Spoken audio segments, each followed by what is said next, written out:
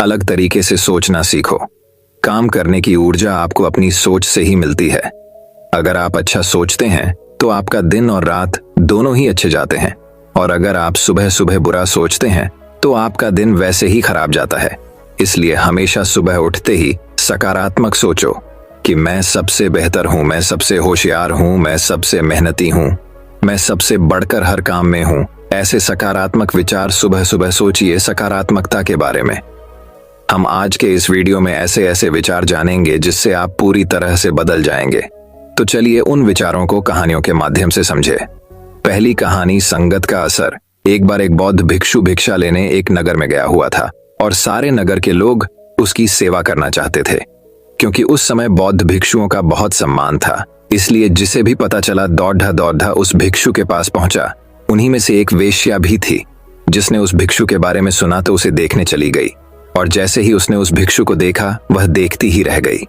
उसने उस भिक्षु के पैर पकड़ डांच लिए और कहा कि मैं एक वेश्या हूं और कोई भला आदमी मेरे द्वार तक नहीं आता, इसीलिए मैं ये चाहती हूं कि आप मेरे अतिथि बनकर मेरे साथ चलें, ताकि कुछ दिन मैं भी आपकी सेवा कर लूं। असल में वो वेश्या उस भिक्षु पर आसक्त थी। उसने आगे कहा कि हे महात्मा, मैं भी कुछ धर्म कमाना चाहती हूं, और ये भी हो सकता है कि मेरे भी मन में कुछ ऐसा भाव आ जाए कि मेरा भी उद्धार हो जाए। सभी नगरवासी उस वेश्या की बात सुन रहे थे, और इससे पहले कि भिक्षु कुछ कह पाता वे बोल पड़े कि तुम क्या कह रही हो? एक बौद्ध भिक्षु तुम्हारे कोठे पर कैसे जा सकता है? इससे तो भिक्षु को पाप लगेगा। नगरवासियों की बात सुन वेश्या ने कहा कि मैं इन्हें अपने पाप को मिटाने के लिए ही अपने साथ चलने को कह रही हूं। उनकी बातें सुनकर भिक्षु ने कहा कि मैं अपने गुरु बुद्ध से इसकी अनुमति लूंगा। यदि वे कहेंगे तो मैं आपके साथ चलूंगा। ये सुन वेश्या ने कहा कि मैं इंतजार करूंगी। इतना सुनकर नगर के सेठ ने कहा कि हे महात्मा, ये पापी है, आप मेरे साथ चलिए, इसका कोठा आपके जाने लायक नहीं है। इतना सुनते ही वो वेश्या बोल पड़ी कि तब तो इस नगर वाले सारे अमीर पापी हैं, वे सभी मेरे पास आ चुके हैं। और सेठ जी, आप भी तो मेरे पास आते हैं, तो तुम पाप से कैसे मुक्त हो? तुम भी पापी हो। यदि ये महात्मा मेरा उद्धार करना चाहते हैं तो तुम्हें कोई आपत्ति नहीं होनी चाहिए। नगर का सेठ चुप हो गया और बौद्ध भिक्षु गुरु बुद्ध के पास अनुमति लेने लौट गया। गुरु के पास पहुंचकर उसने अपने साथ हुई घटना के बारे में अपने गुरु को जानकारी दी। गुरु के सभी चेले ये बातें सुन रहे थे और सोच रहे थे कि अब गुरु क्या कहेंगे।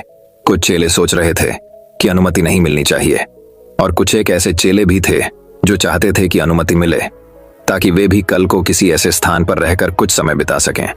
गुरु ने सब कुछ सुन कर कहा कि जाओ और उस औरत का भला करो।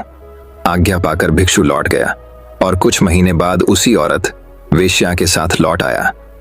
उसे औरत के साथ आया देख सभी चेले आपस में कहने लगे कि देखा, संगत का असर। आखिरकार इस औरत ने अपना जादू चला ही डाला और अच्छे भले भिक्षु को सांसारिक जीवन जीने वाला बनाकर अब शायद विवाह की अनुमति लेने आई है।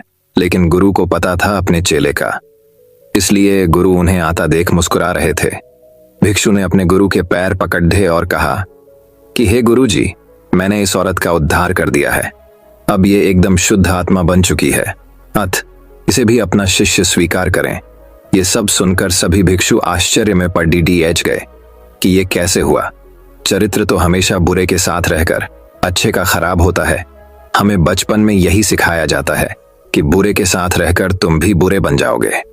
तब गुरु ने कहा कि देखो, इस भिक्षु को जिसने मेरी आशा के अनुरूप कार्य किया, इस औरत के चरित्र को अपने चरित्र जैसा बना दिया, न कि खुद को बदलने दिया। ये ठीक उसी प्रकार है जैसे कमल कीचड़ डियाच में रहकर भी कीचड़ डियाच जैसा नहीं होता। इसलिए मैं इस कहानी के माध्यम से ये कहना चाहूंगा कि आपके अंदर यदि बुरे विचार आते हैं तो अपनी संगत बदल डालिए।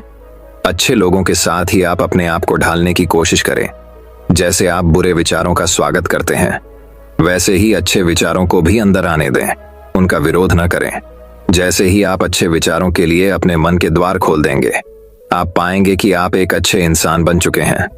तो दोस्तों, चलिए अब हमारी दूसरी कहानी की शुरुआत करते हैं।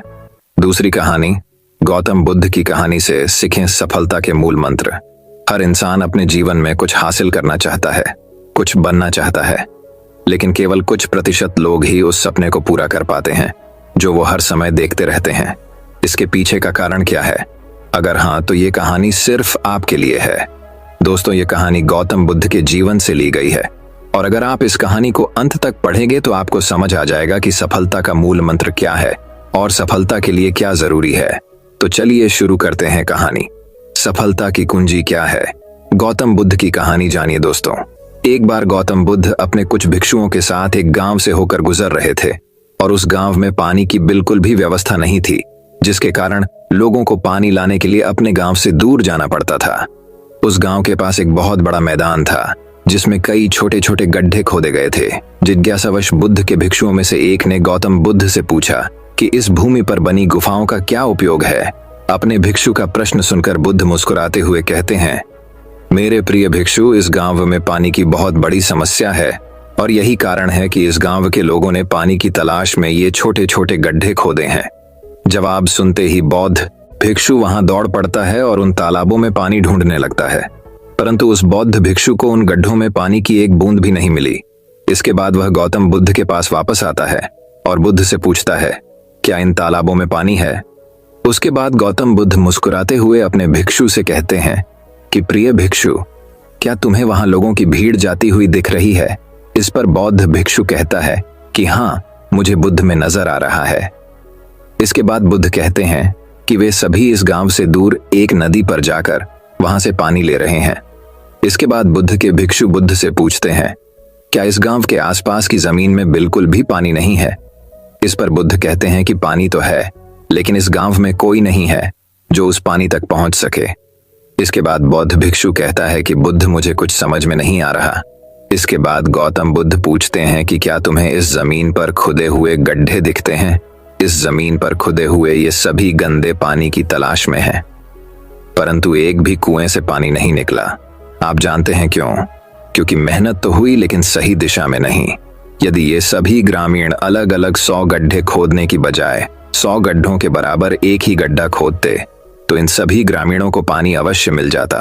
दोस्तों, इंसान का दिमाग भी ऐसा ही होता है, वह एक साथ 100 दिशाओं में दौड़ता है।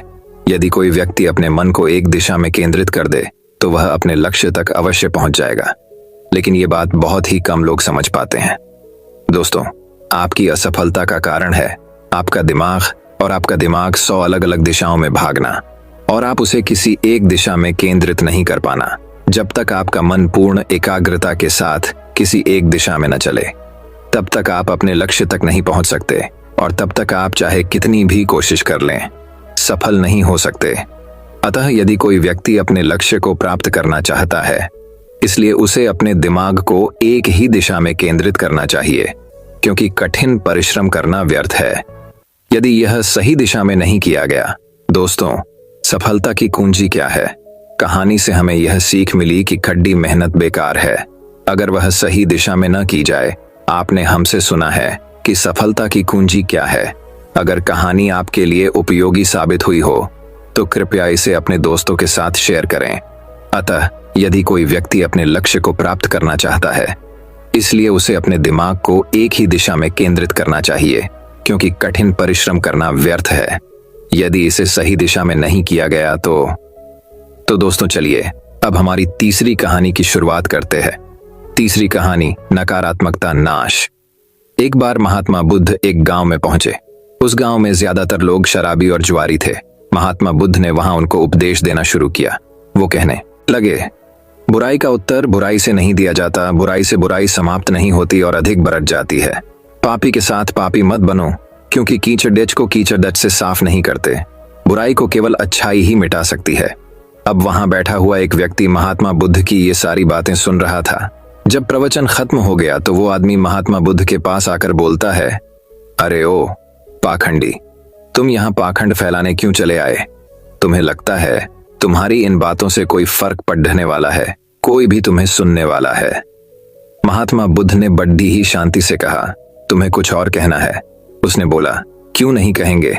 उनसे फिर से बोलना शुरू कर दिया, तुम ढोंगी हो, झूठे हो, पाखंडी हो। महात्मा बुद्ध ने कहा, मैंने तुम्हारी सारी बातें सुनी, अब तुम मेरी भी कुछ बातें सुन लो। महात्मा बुद्ध ने बोलना शुरू किया, यदि तुम्हारे पास एक रोटी है और वो तुम मुझे देना चाहते हो मगर मैं लेना नहीं चाहता, तो वो रोटी किसके पास रहेगी? उस आदमी ने कहा कि ये सीधी सी बात भी नहीं पता, बेशक वो मेरे पास रहेगी। महात्मा बुद्ध ने फिर से कहा, तुमने ठीक बताया। अब तुमने मुझे जितने भी अपशब्द कहे वो मैंने नहीं लिए, तो अब वो अपशब्द किसके पास रह गए? वो आदमी समझ गया कि महात्मा बुद्ध क्या कहना चाहते हैं और वो आदमी महात्मा बुद्ध के सामने नतमस्तक हो गए। दोस्तों, दुनिया हमें बहुत कुछ कहती है, चाहे वो बुराइयां हों, अपशब्द हो, पर वो महत्व तब रखता है जब आप उसे अपने अंदर ग्रहण कर लेंगे। नकारात्मकता नाश तभी होगा जब उसे आप एक्सेप्ट नहीं करेंगे। अगर आप उसे ग्रहण नहीं करते हैं, चाहे बुराइयां हों या अच्छाइयां ही क्यों ना हों, तो वो उसी व्यक्ति के पास रह जाता है जो इसे जाने अनजाने फैलाना चाहता है। आपने उस बुराई को अपने पास आने ही नहीं दिया, तो नकारात्मकता अपने आप ही खत्म हो गई ना। अगली बार जब भी कोई आपसे अपशब्द कहे तो महात्मा बुद्ध की इस कहानी को जरूर याद करें। तो दोस्तों, चलिए अब हमारी चौथी कहानी की शुरुआत करते हैं। चौथी कहानी, बेहतर जिंदगी। ये कहानी है एक राजा और एक भिखारी की, जो कहानी हम सभी के जीवन से रिलेटेड है। तो चलिए शुरू करते हैं। एक बार एक राजा के घर में एक बहुत बड़ी खुशियां आती है। वो बहुत खुश थे, तो उन्होंने फैसला किया कि आज प्रजा के बीच जाऊंगा, उनसे बातें करूंगा, उन्हें कुछ तोहफे दूंगा, सबसे मिलूंगा, अपनी खुशी अपनी प्रजा के साथ बांटूंगा। तो वो सभी के बीच जाते हैं। उनके साथ कई सिपाही भी जा रहे हैं। उन्होंने कुछ सोने के सिक्के अपने साथ लिए जा रहे थे। वो प्रजा से मिलते हैं, उनसे बातें करते हैं, उनके प्रश्नों का उत्तर देते हैं और उन सभी को एक एक सोने के सिक्के भी दे रहे थे। तभी राजा की नजर दूर बैठे एक भिखारी पर पड़ती है। वो बहुत उदास है, चुपचाप एक कोने में बैठा है। राजा ने सिपाहियों से कहा कि उसे मेरे पास लेकर आओ। सिपाही जाते हैं, भिखारी को राजा के पास लेकर आते हैं। राजा ने उसे एक सोने का सिक्का दिया। वो बहुत खुश हो गया। खुश होकर वो अपने स्थान पर वापस जाता है। अब स्थान ऐसा है कि उसके बगल में ही एक नाला है। उस खौशी में, उस गड़बड़ी में, उससे वो सिक्का नाले में गिर गया। अब वो फिर से दुखी हो गया।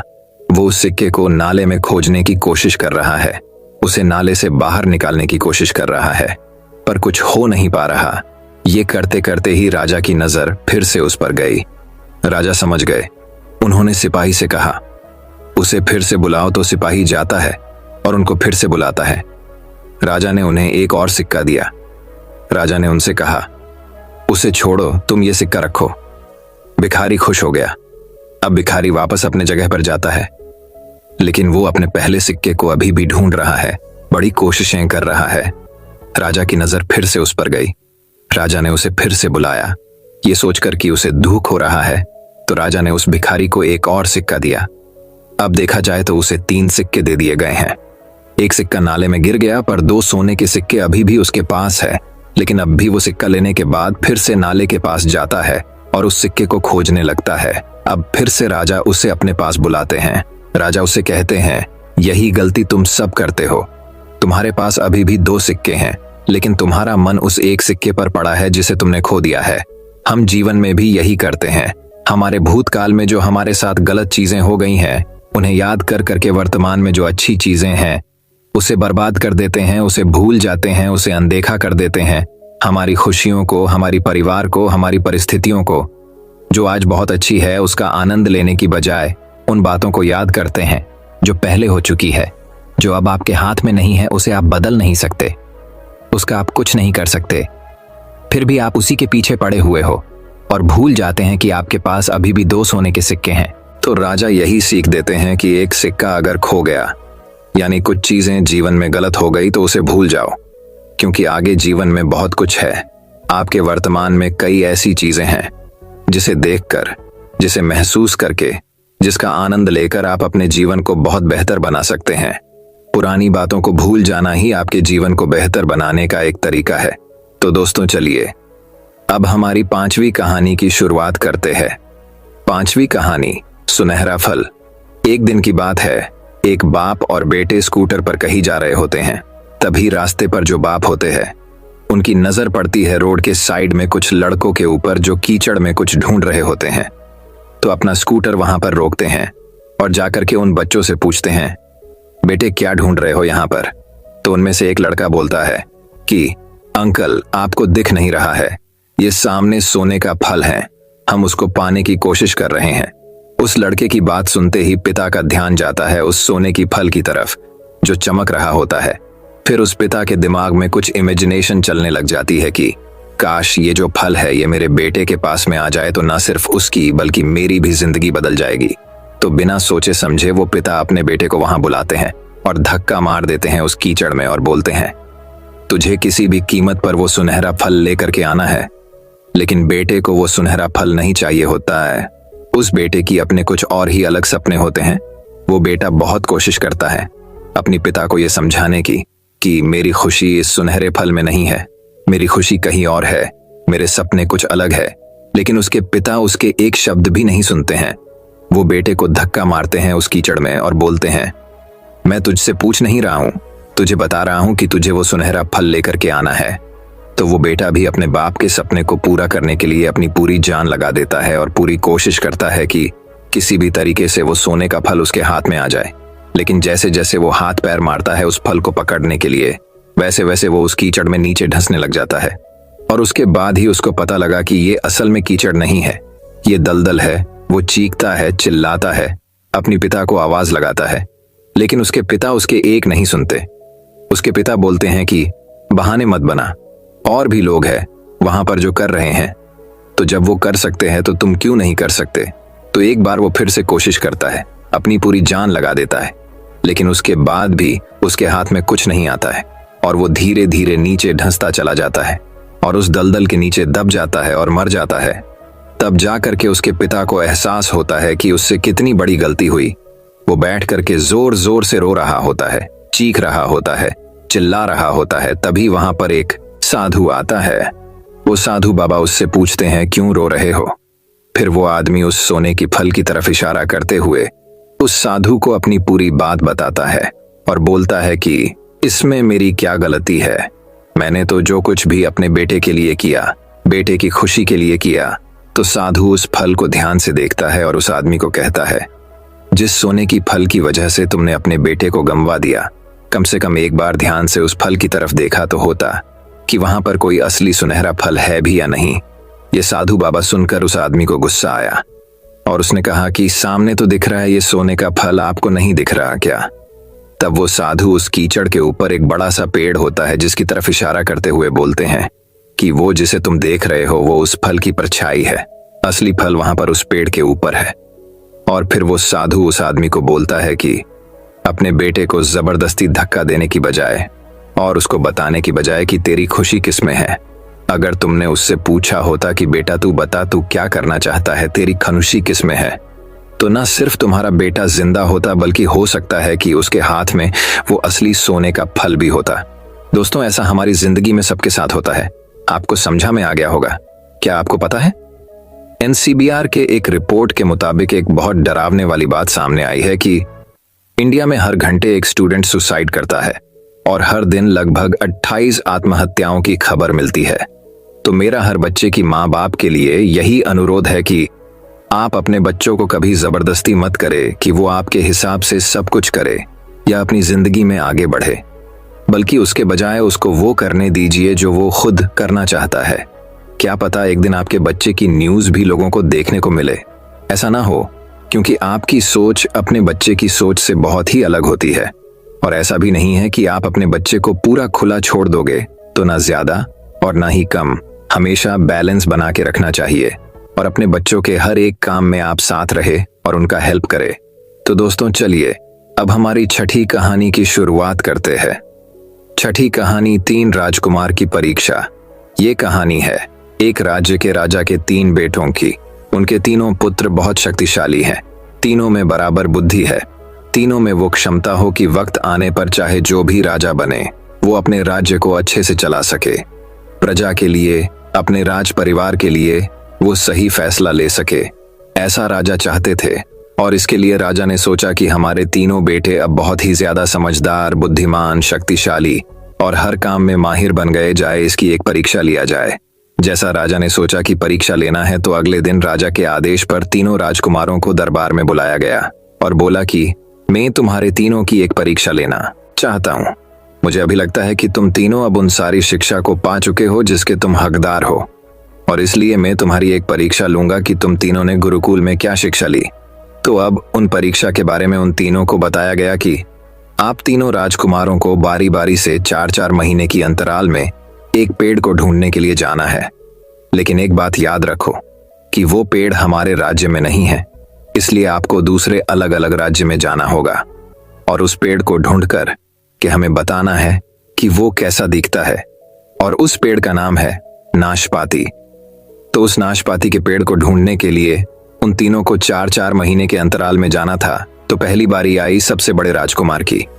अब अगले दिन बड़ा राजकुमार निकला अपने राजमहल से, और वो अपने राज्य छोड़ दूसरा छोड़कर तीसरा, ऐसे ही 5 अलग अलग राज्य में, और अब आकर पास के राज्य में उनको नाशपाती का पेड़ मिला और पूरे अच्छे से देखा, और देख करके वो वापस आए।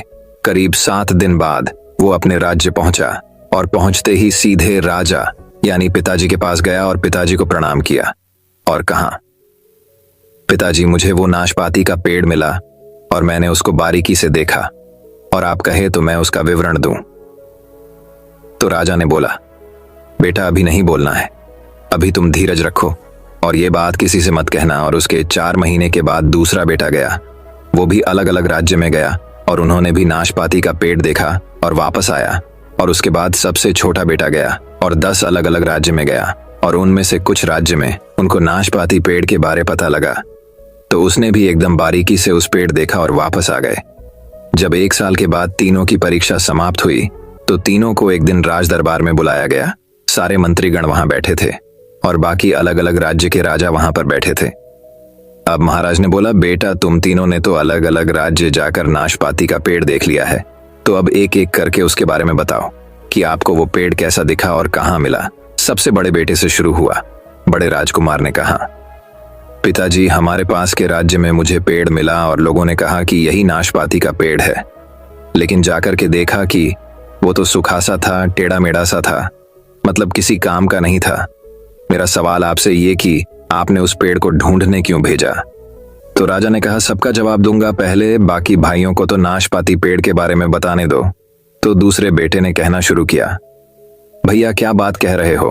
पिताजी जो मैंने नाशपाती का पेड़ देखा है उस पर हरी भरी पत्तियां थीं, लेकिन मुझे एक कमी लगी, उसमें फल नहीं लगे थे। और जैसे ही दूसरा वाला ये बातें बोल रहा था, तीसरा वाला जो सबसे छोटा राजकुमार था उसने कहा, पिताजी ये भैया क्या बात कर रहा है? मैंने किसानों से कंफर्म किया है, आसपास के लोगों ने बताया कि ये नाशपाती का पेड़ है और उसमें बहुत सारे फल लगे थे। वो नाशपाती का पेड़ नाशपाती से भरा हुआ था। जैसे ही तीनों अपनी अपनी बातें बोले, तीनों की बातें एक दूसरे से कंट्रोडिक्ट कर रही थीं। तीनों एक दूसरे से झगड़ने लगे। दरबार में जितने भी मंत्री थे, अलग अलग राज्य के राजा थे, वो सभी देख रहे थे कि ये महाराज क्या करवा रहे हैं, अपनी बेटों में लड़ाई करवा दी। तभी राजा अपने सिंहासन से खड़े हुए और बोले, आप तीनों राजकुमारों को झगड़ने की जरूरत नहीं है। आप तीनों राजकुमारों ने बिल्कुल सही पेड़ को देखा है और तीनों ही सही है, लेकिन क्योंकि आप तीनों 4-4 महीने के अंतराल में गए, इसलिए आप तीनों ने एक ही पेड़ को अलग अलग अवतार में देखा है। आप तीनों को आपस में लड़ने की जरूरत नहीं। तीनों राजकुमार चुप हो गए। राजा ने कहा, मैं आप तीनों राजकुमारों को 3 बातें सिखाना चाहता था, इसलिए इस नाशपाती के पेड़ ढूंढने के लिए तुम तीनों आसपास के राज्य में भेजा था। तो राजकुमारों ने पूछा, पिताजी आप क्या समझाना चाहते हैं? तो उन्होंने कहा, आप तीनों ने इस नाशपाती के पेड़ को अलग अलग टाइम पर देखा और इससे 3 बातें सीखने को मिलती है। पहली बात, किसी भी चीज पर फैसला तब तक ना लें जब तक आप उसे आखिरी तक उसे जान ना लें, चाहे वो आपके दोस्त हो, चाहे वो फैमिली मेंबर हो, या कोई सिचुएशन हो या कोई चीज हो। जब तक आपको उसके बारे में पूरी जानकारी ना हो तब तक अपना डिसीजन ना लें। दूसरी बात, जिंदगी में कभी भी किसी को जज मत करो, हो सकता है कि वो वक्त उसके लिए खराब चल रहा हो। बड़े राजकुमार ने सोचा कि सूखा पेड़ था, लेकिन नाशपाती के लिए वो मौसम ही खराब था। तीसरी बात, जो सबसे जरूरी बात है, चाहे इंसान हो, चाहे जानवर हो, चाहे पेड़ पौधे हो, उनकी जिंदगी में कभी भी टाइम एक जैसा नहीं रहता। पेड़ पतझड़ में सूख जाता है और जब सावन आता है तो हरा भरा रहता है। इंसान दुख में हार जाते हैं। छोटे जानवर बड़े जानवर को देखकर डर जाते हैं और बड़े जानवर छोटे को खा जाते हैं। तो जब समय बदले, हमें भी समय के चलना सीखना चाहिए।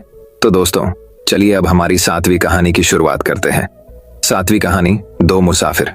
एक बार एक मुसाफिर एक रेगिस्तान में चल रहा होता है। गर्म हवा से उसकी तबीयत खराब होती जा रही है। वो चलता जा रहा है और गला सूख रहा है और भूख लग रही है और पानी की तलाश कर रहा है, लेकिन रेगिस्तान में पानी मिलेगा कहाँ? वो ढूंढ रहे हैं और उसकी अचानक नजर पड़ती है एक तालाब के ऊपर। दूर उसको नजर आता है। उसको लगता है कहीं मेरे मन का वहम तो नहीं। वो और पास चलता जाता है। उस तालाब के पास जाता है तो वो देखता है सच में एक साफ ठंडे पानी का तालाब है। तो वो अपने ऊंट से उतरता है और पानी के पास जाके खड़ा हो जाते हैं। पूरी तरह से थका हुआ है, बेहाल है। खड़ा रहते उसको कुछ समझ नहीं आ रहा। इतने में एक दूसरा मुसाफिर ऊंट पे वहां से निकल रहा होता है। वो रुकता है और उस पहले मुसाफिर को कहता है, भाई साहब आप इतने थके हुए लग रहे हो, इतने बेहाल लग रहे हो, बुरी हालत लग रही है, आप पानी पी क्यों नहीं लेते? वो पहला मुसाफिर उसको जवाब देता है, भाई साहब मुझे इतनी प्यास लगी है कि मैं ये सारा पानी पी जाऊं, लेकिन मुझे समझ नहीं आ रहा मैं इतना सारा पानी कैसे पीऊं। वो दूसरा मुसाफिर ऊंट से नीचे उतरता है, थोड़ा सा पानी हाथ में पकड़ता है और कहता है, पहले आप हाथ से पकड़ के सिर्फ इतना पानी पीजिए, आपकी प्यास बुझ जाएगी, और जब तक न बुझे तो ऐसे ही धीरे धीरे करके पीते जाइए। क्या आपको पता है कि वो पहला मुसाफिर कौन है? वो पहला मुसाफिर हम सब है। हम जब लक्ष्य बनाते हैं तो बहुत बड़ा लक्ष्य बना लेते हैं। जोश में आके मोटिवेटेड रह के हमें लगता है कि हम तो इस साल ये करेंगे वो करेंगे, अगले 3 महीने में इसको हासिल कर लेंगे, लेकिन कुछ दिनों के बाद ही हमारा वो जोश खत्म हो जाता है और वो बड़ा गोल वैसे का वैसा ही रह जाता है। अभी आपका जितना भी बड़ा गोल है उसको महीनों या हफ्ते या दिन में डिवाइड करो, तभी आपको रोज के एक्शन मिलेंगे। रोज के एक्शन लेते जाओगे तो बड़े से बड़ा गोल को हासिल कर पाओगे। तो दोस्तों चलिए अब हमारी 8वीं कहानी की शुरुआत करते हैं। 8वीं कहानी दोस्तों बात बहुत समय पहले की है। एक राज्य में सुरेंद्र सिंह नाम का राजा राज करता था। राजा बहुत ईमानदार था, लेकिन उसके मंत्री और उसके राज्य की प्रजा बेईमान थी। उसके राज्य में राजधर्म नहीं था। हर व्यक्ति अपना स्वार्थ सिद्ध करने के लिए दूसरे को लूटने का प्रयास करता था। राजा को इन बातों का पता था, क्योंकि इसी भ्रष्टाचार के कारण उसका राजकोष खाली होता जा रहा था। राजा किसी पर विश्वास नहीं कर पा रहा था, क्योंकि सभी बेईमान थे। उसी राज्य में एक ब्राह्मण रहता था। वह दिन रात पूजा पाठ में लगा रहता था। वह ब्राह्मण बहुत ईमानदार था, इसी कारण राज्य के लोग उसे अपना दुश्मन मानते थे। ब्राह्मण मंदिर में पूजा करने आने वाले लोगों से ईमानदारी और सच्चाई पर चलने की बात करता था, जो लोगों को समझ नहीं आती थी। एक दिन राजा उसी मंदिर में भगवान के दर्शन करने गया। राजा ने भगवान की पूजा कर वहां 5 सोने के सिक्के चढ़ाए। पूजा समाप्त होने पर उस ब्राह्मण ने वही 5 सोने के सिक्के राजा को प्रसाद के रूप में वापस कर दिए। यह देखकर राजा को बहुत गुस्सा आया। उसने ब्राह्मण से पूछा, राजा पंडित जी, आपने मेरे चढ़ाए हुए सिक्के ही मुझे वापस कर दिए, ऐसा क्यों? क्या इनमें कोई खोट है? ब्राह्मण, महाराज क्षमा करें, इन सिक्कों में खोट है या नहीं ये तो सुनार ही बता सकता है, लेकिन मैंने ये सिक्के इसलिए वापस किए क्योंकि इस राज्य के अधिकतर लोग बेईमान हैं। जो लोग पूजा करने आते हैं वे अगर भगवान के चरणों में पड़े चमकते हुए सोने के सिक्के देखेंगे तो उनका मन पूजा पाठ में नहीं लगेगा। वे इन सिक्कों को चुरा कर ले जाएंगे, बाद में इनका उपयोग गलत कार्यों में करेंगे। राजा, लेकिन आपने मुझे ये वापस क्यों दिए? ब्राह्मण, राजन, यह सिक्के आपके राजकोष में रहेंगे तो किसी अच्छे कार्य में लगेंगे, क्योंकि मैं जानता हूं आप बहुत ईमानदार हैं और आपका हर काम राज्य की भलाई के लिए ही होता है। राजा को ब्राह्मण की बात बहुत पसंद आई। राजा बोला, हे ब्राह्मण देवता, मैं चाहता हूं आप मेरे महल में पधारें, मुझे आपसे कुछ जरूरी सलाह करनी है। ब्राह्मण बोला, ठीक है महाराज, मैं कल आपके सामने उपस्थित हो आऊंगा। अगले दिन ब्राह्मण राजा से मिलने पहुंच जाते हैं। राजा बोला, आइए ब्राह्मण देवता, मैं आप ही का इंतजार कर रहा था। ब्राह्मण बोला, महाराज मेरे लिए क्या आज्ञा है? राजा बोले, मेरे मंत्रियों से लेकर प्रजा तक सब बेईमान हैं, मुझे अपने राज्य को बचाने के लिए क्या करना चाहिए? ब्राह्मण बोला, आपको उन्हें दंड देना चाहिए। राजा बोला, लेकिन कैसे? मुझे उनके बारे में कुछ भी पता नहीं लग पाता, लेकिन मेरा राजकोष खाली होता जा रहा है। ब्राह्मण राजा से कहता है, महाराज यदि एक व्यक्ति को दंड दिया जाए तो 100 सुधर जाएंगे। मैं आपको एक उपाय बताता हूँ। आपका जो मुकुट है यह सोने का है और इसमें कई हीरे भी जड़े हुए हैं। आप अपने मंत्री से कहिए कि आप एक नया सुंदर मुकुट बनवाना चाहते हैं जिसमें इतने ही हीरे जड़े हों, लेकिन मुकुट शुद्ध सोने का होना चाहिए। राजा ब्राह्मण से बोला, लेकिन उससे क्या होगा?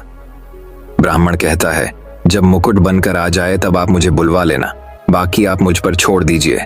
राजा तुरंत अपने मंत्री को बुलाकर मुकुट बनवाने के लिए कहता है। मंत्री तुरंत सोने के सबसे बड़े व्यापारी को बुलाता है।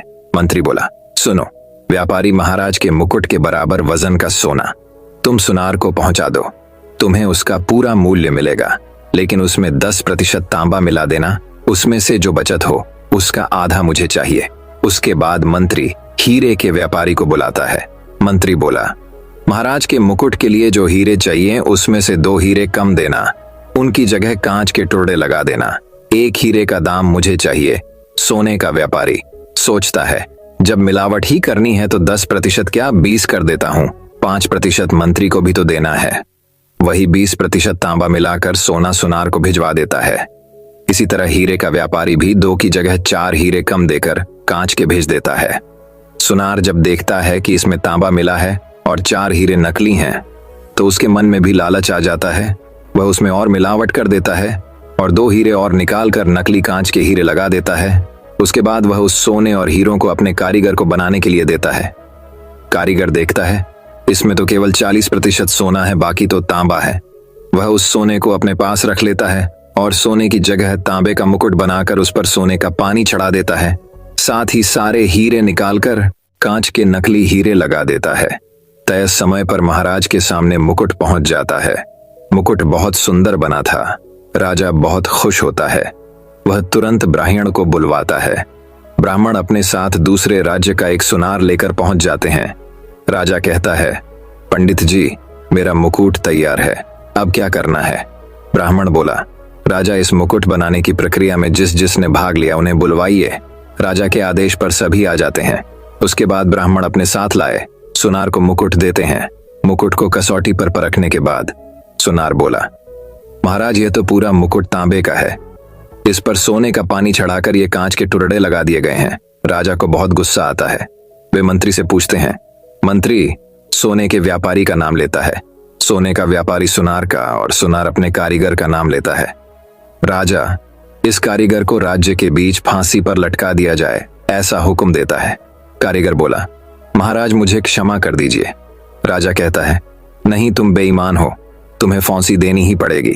कारीगर बोला, ठीक है महाराज, लेकिन मुझे 40% फांसी दीजिए, क्योंकि मुझे सोना 40% मिला था।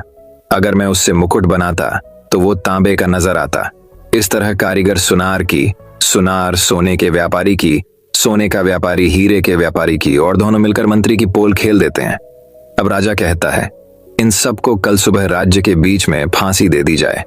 अगले दिन पूरे राज्य में हड़कंप मच जाता है। बीच राज्य में राजा के सामने सभी को फांसी पर लटका दिया जाता है। राजा बोलता है, आज के बाद अगर किसी ने भी बेईमानी की तो उसका भी यही हाल किया जाएगा। राजा ब्राह्मण से कहता है, ब्राह्मण देवता, मैं आपको मंत्री पद देना चाहता हूँ। आज से राज्य के सारे फैसले मैं आपके परामर्श से लूंगा। उसके बाद ब्राह्मण की सूझबूझ से पूरा राज्य ईमानदारी से अपना कार्य करने लगा। कुछ ही दिनों में राजकोष भरने लग जाता है। दोस्तों, ये कहानी हमें ये शिक्षा प्रदान करती है कि जो हमारा पालन पोषण करता है उसी से हम बेईमानी नहीं करनी चाहिए, क्योंकि जो व्यक्ति हमारी भलाई का सोचे, ऐसे व्यक्ति की भलाई सोचना हमारा कर्तव्य है। तो दोस्तों, चलिए अब हमारी 9वीं कहानी की शुरुआत करते हैं। 9वीं कहानी दोस्तों वही। अब एक और कहानी कुछ इस प्रकार शुरू होती है। बात बहुत समय पहले की है। राजा कुमेर सिंह के राज्य में अकाल पड़ गया था। राज्य में किसी को परेशानी न हो, इसलिए राजा ने अपने खजाने खाली कर दिए और अन्य राज्यों से अनाज सब्जियां मंगाकर जनता को बचाया। लेकिन इसके कारण राजकोष खाली हो गया। राजा कुमेर सिंह और उनकी रानी भानुमति बहुत चिंतित थे। वे दोनों अपने कुलगुरु के पास गए, जो पास ही के जंगल में कुटिया बनाकर रहते थे। राजा ने अपनी सारी परेशानी उनके सामने रखी। कुलगुरु ने कहा, मैं तुम्हें एक चिड़िया देता हूं, जब तक यह तुम्हारे पास रहेगी तुम्हारे राज्य में खुशहाली रहेगी। जो भी निर्णय लो इससे पूछ कर लेना, लेकिन यह तुम्हारे अलावा किसी और के सामने कुछ नहीं बोलेगी। राजा और रानी दोनों चिड़िया को लेकर चल देते हैं। तभी गुरुजी ने कहा, राजन, इस चिड़िया को हमेशा खुश रखना, नहीं तो तुम भी खुश नहीं रह पाओगे। राजा रानी चिड़िया को राजमहल में ले आते हैं। इसके बाद राज्य से संबंधित जो भी निर्णय लेने होते, राजा अकेले में चिड़िया से पूछता और चिड़िया जो बताती उसके अनुसार निर्णय लेता था। देखते ही देखते राज्य बहुत खुशहाल हो गया। यह देखकर राजा रानी बेहद खुश हुए, लेकिन राजा को एक डर सताने लगा कि कल इस चिड़िया को कोई ले गया तो क्या होगा। यह सोचकर राजा चिड़िया को कहीं बाहर नहीं जाने देता था, उसे पिंजरे में कैद रखता था। रानी के महल में चिड़िया रहती, जहां किसी को जाने नहीं दिया जाता था। एक दिन रानी ने राजा को बताया, महाराज चिड़िया बहुत उदास है, कल से उसने दाना भी नहीं चुगा है। राजा ने उससे जाकर कारण पूछा, लेकिन चिड़िया कुछ नहीं बोली। अब राजा उससे राज्य के संबंधित कोई भी प्रश्न करता, चिड़िया चुप रहती थी। राजा चिड़िया को लेकर अपने कुलगुरु के आश्रम पहुंच गया। कुलगुरु ने कहा, राजन, इस नन्ही सी जान ने तुम्हारे राज्य को समृद्ध बना दिया और तुमने इसे कैदियों की तरह पिंजरे में कैद कर दिया, इसकी आजादी छीन ली। राजा ने कहा, लेकिन महाराज मैं इसे शत्रुओं से बचाना चाह रहा था। कुलगुरु, नहीं राजन, तुम इसे खोने से डर रहे थे क्योंकि तुम अब सही निर्णय लेने के काबिल नहीं रहे। राजा को बात समझ में आ जाती है। वह कहता है, गुरुजी, मुझे अपनी भूल का एहसास है। मैं अब किसी चिड़िया की मदद से राजपाट नहीं चलाऊंगा, अब मैं खुद निर्णय ले लूंगा। यह कहकर वह वापस आकर अपने राज्य की देखभाल करने लगा। दोस्तों, यह कहानी हमें यह शिक्षा प्रदान करती है कि किसी के भरोसे पर बैठकर हम अपना कार्य नहीं कर सकते।